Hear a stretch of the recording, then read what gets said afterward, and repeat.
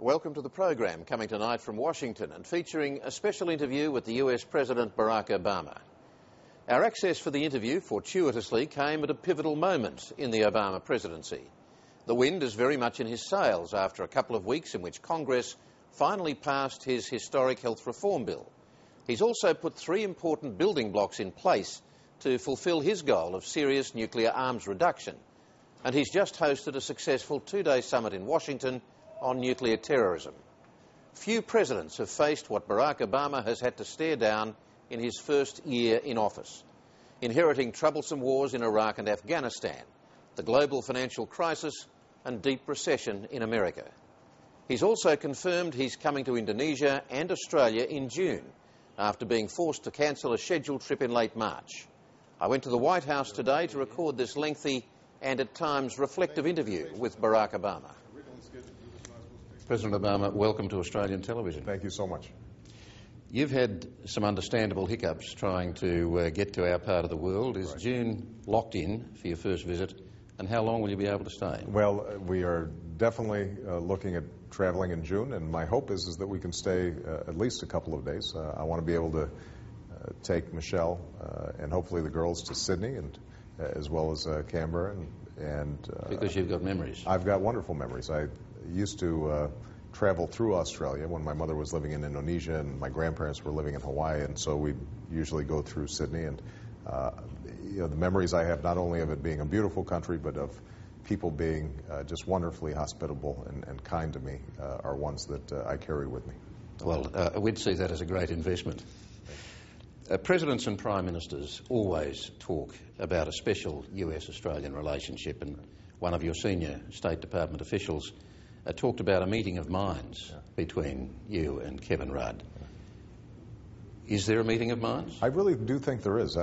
Kevin is somebody who I probably share as much of a worldview as any world leader out there. I find him smart, but humble.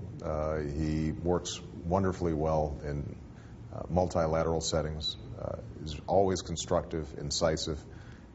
And I think he's like me, a pragmatic person. I think he comes to the job wanting to provide better opportunities, not just for this generation, but for the next. But I think, he's somebody who isn't an academic or just thinking about abstract ideas. I think he's constantly thinking in very practical terms about how to get something done.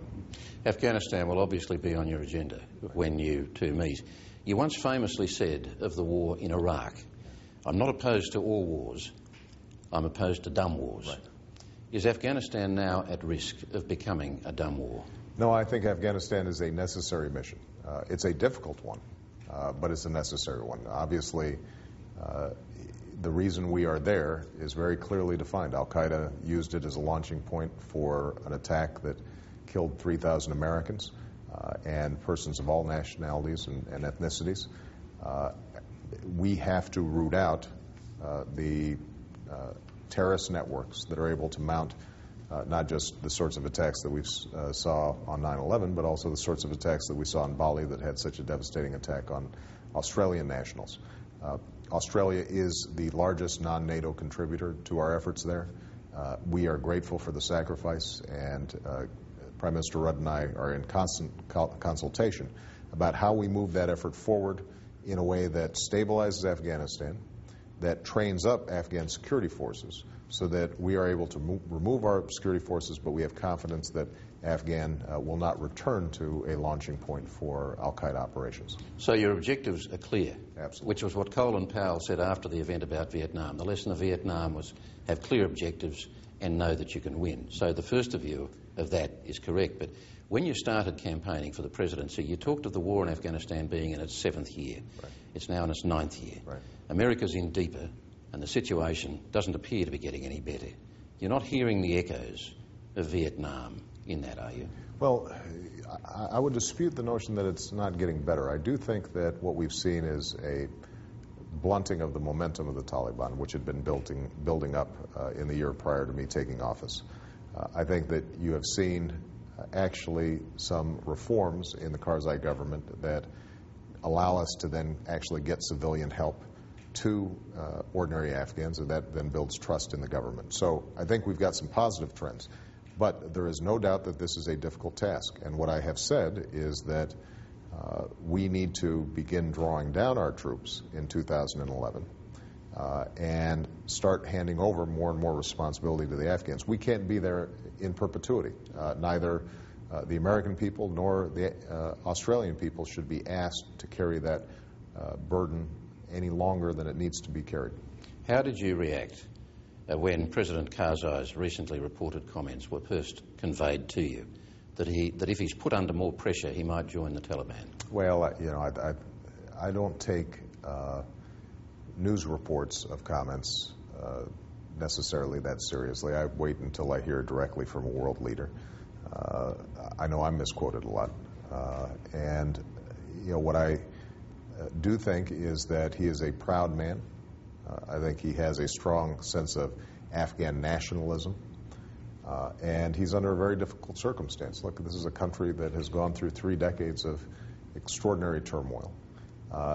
He is trying to rebuild a sense of a national government when that's not a tradition that has been there for a long time. And so he's under enormous pressure. But what we have said is that we can't succeed unless President Karzai moves forward on the reforms that are so necessary for Afghans to see a real investment in their lives day to day, and improvement in their lives day to day. But of course he also said just before that attributed comment that foreigners were behind the fraud in last year's election, which even your own press secretary has described as untruthful, as he also described those other comments as troubling. Is President Karzai stable enough and worthy enough to deserve your backing at a cost of American and coalition lives? Well, I think that President Karzai is capable of leading his country into the 21st century and stabilizing it. As I said, he's got a tough task. But the reason we're there ultimately is not to support one man. The reason we're there is because it's necessary for our national security. We think it's necessary for the world's security that we dismantle al-Qaeda and its affiliate networks. And we need a strong partner in that process. I think Karzai has the capacity to be that strong partner.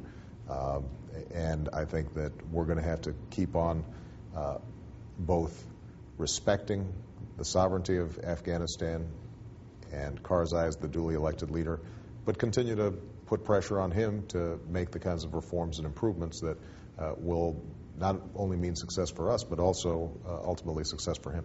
Last question on Afghanistan. It was reported in Australia in March that General McChrystal, in a phone conversation with Australia's Defence Force Chief, quote, warned that the Rudd government's refusal to allow Australian troops to take the fight to the Taliban was impairing the war effort.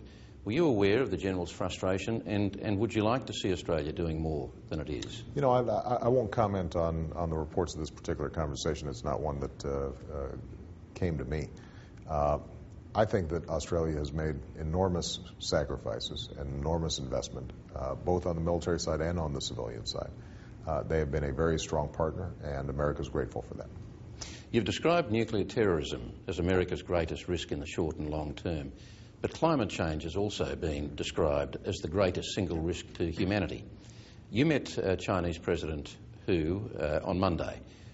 Did you two make any progress on climate change? Because surely the solution is largely in the end in your hands and his. Well, I would dispute that any two countries can dictate a solution here. We're going to have a investment by all nations in dealing with what I think is a very real problem.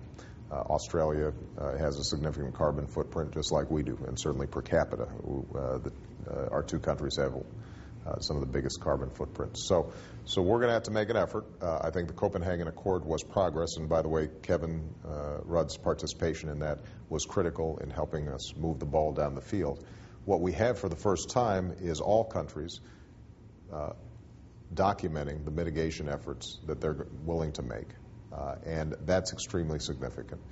We're going to have to do more, though, and I know that both in the United States and in Australia, there's a concern that somehow there's a conflict between economic growth on the one hand and dealing aggressively with climate change. What I've been trying to say here in the United States, and I would say to the world, is that if we focus our attention, our ingenuity, our innovative capacity on transforming from a fossil fuel based economy to a clean energy based economy, then potentially we can not only solve the problem of climate change, but unleash an enormous amount of economic growth for the future. But it's going to take some time, and there's going to be some transition, and people are understandably resistant. It is always difficult to make big changes like the ones required for climate change in the midst of a very bad economic crisis, and we've had the worst one since the 1930s. So I'm confident, though, that ultimately, humanity has a way of responding, not always as timely on as timely a basis as we'd like, but when we start facing down potential catastrophe, humanity adapts, and I think we will this time as well.